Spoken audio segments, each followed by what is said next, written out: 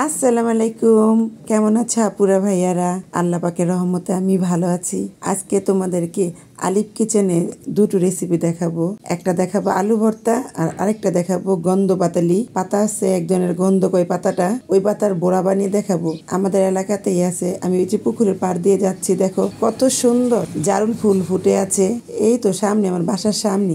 এই যে উপরে পাতাগুলি দেখো, কাঁঠাল গাছের উপরে লতগুলো ঝুলে আছে না, এই পাতাটা কিন্তু একটা গন্ধ লাগে, কিন্তু বাটার পরে তারপর তোমরা যখন ভেজে খাবে, বড়া বানিয়ে খাবে, তখন কিন্তু একটুকু গন্ধ লাগে না। এত মজার পাতা। আমি একটা লাঠি নিয়ে গেছি, কারণ এই গাছে কে উঠবে, পাতা বাইরে তারপরে পারতাছি লাঠি দিয়ে। দেখো আমার ঠান্ডায় গলা ভেঙে গেছে, বেশি পাতা পারতে পারলাম না, যে কটা পেরেছি আলহামদুলিল্লাহ এ কটা দিয়ে চলবে। আর আজকে আমার সাথে আছে তাইমুর আমাকে সাহায্য করছে। এখন বাসায় চলে যাচ্ছি, ওই তো সামনে আমার বাসা, বেশি দূরে না। আমাদের এলাকায় এই গাছ প্রচুর, কার কার লাগবে কমেন্টস করে আমাকে জানাবে, আমি পাঠিয়ে দেবো। দেখো পুকুরের পানি কি সুন্দর টলটল করতেছে, মন চাচ্ছে কি এই গরমের ভিতরে নেমে গোসল করি।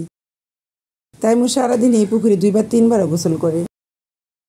এই যে এটা হচ্ছে আমার বাবার বাড়ি, দেখো কত সুন্দর কাঁঠাল হয়ে আছে। আমাদের এই গাছের কাঁঠালটা খুব মিষ্টি আর ভিতরটা হলুদ, এত সুন্দর খেতে, খুব ভালো লাগে জানো না। এলাকার সবাই পছন্দ করে। আমার বাসার সামনে দেখো এক ফেরিওয়ালা ভাই নামিয়েছে আর বলতেছে, আপা এই পাতা কই থেকে আনলেন আপা? আমি বলতেছি এই তো এই সামনে থেকে নিয়ে আসছি। এই যে বাটি দুটো নিয়েছি, কেমন হয়েছে বলো? বাটি দুইটা আমি 200 টাকাতে নিয়েছি, 100 টাকা পিস করে। এখন বাসার ভিতরে এসে আমি পাতাগুলো ভালো করে পরিষ্কার করে নিচ্ছি, আর দেখে আমার মা কি সুন্দর করে ভর্তা বানাচ্ছে। এতে দেখো আলু সিদ্ধ করার পর কীরকম হয়েছে। এখন এই আলুগুলো ভর্তা করবো, এই আলু দিয়ে ভর্তা করলে খুব ভালো লাগে খেতে। আর আমি ভালোভাবে পরিষ্কার করে এখন পাটাতে বেটে নেব। সাথে নিয়েছি পোলার চাল, 2 পদের ডাল মিলে একসাথে ভিজিয়ে এখন বেটে নিচ্ছি। এই বড়াটা খুবই ভালো লাগে খেতে, আমাদের এলাকায় সবাই পছন্দ করে।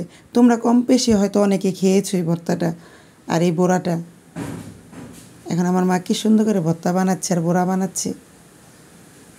দুটো ডিম ভেজে নিচ্ছি তো এমর বাবুর জন্য, ও তো বড়া টোড়া এইসব কিছু খায় না।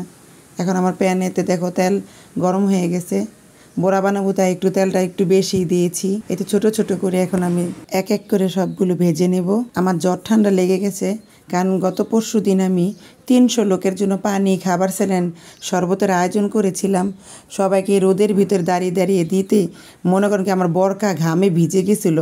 আমার খুব ক্লান্ত হয়ে রাত্রে জ্বর এসে পড়ছিল। আজকের ব্লগটা ভালো লাগলে অবশ্যই লাইক, কমেন্ট, শেয়ার করে পাশে থেকো। তাহলে আজ এখানেই রাখি। ইনশাল্লাহ আগামী নতুন কোনো ব্লগে তোমাদের সাথে আবার দেখা হবে। খোদা হাফিজ।